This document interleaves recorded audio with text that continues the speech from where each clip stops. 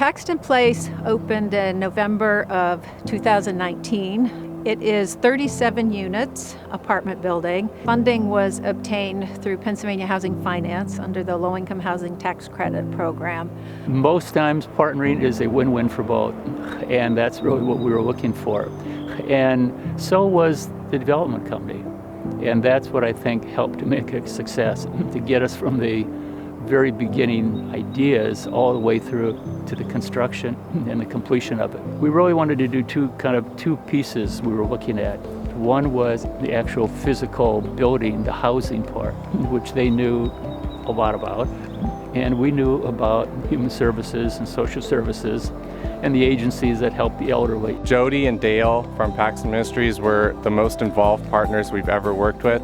They were able to access those city funds that helped advance the deal and get it closed first. We received funding from Paxton Ministries. They were able to raise funds to make a loan to the development, as well as Dauphin County provided us with Act 137 housing trust funds. It's clear that a project like this, Paxton Ministries could never do on our own.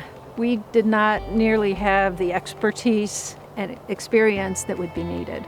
So it was important to partner with others. The opportunity to partner with Paxton Ministries with Paxton Place was really an opportunity for us to extend our mission and serve older adults in a different way. Many of the people that live in our community at Messiah Village have means, and we really want to make sure that we continue to reach out to those that are in the community that maybe wouldn't have the opportunity to have senior housing. So what we do is we provide enrichment opportunities for the folks here by taking some of the services that we already provide on our campus and connecting the folks here at Paxton Place. So that's wellness activities. We have a Pathways Institute for Lifelong Learning. So the idea of coming together to benefit the community, older adults, was at the heart of why we wanted to be part of Paxton Place. Like any investment we make, we want it to be qualitative. When we're going to invest in a low-income housing unit, there are so many low-income housing projects, but they're not always well managed. They're not always well done. And as then the people get involved with them, particularly the seniors and others benefiting from it, you don't want them to get into a situation where they've signed over to something and the facilities aren't qualitative, the management isn't qualitative, the location is not effective for them. Whether you're living in poverty or in wealth, everybody has the dignity to live in a comfortable place, especially in your retirement years. Why would somebody who is poor have to endure a place that is subpar? We worked with a number of partners to make this be a place where people could age in place and maintain good health, good socialization, and to remain active. I think the building itself, the common areas, I really love. They are warm and welcoming, especially like the fireplace that they have in the lobby area when you come in. Each floor has something. The third floor has a fitness center where you can go and work out. They have equipment there.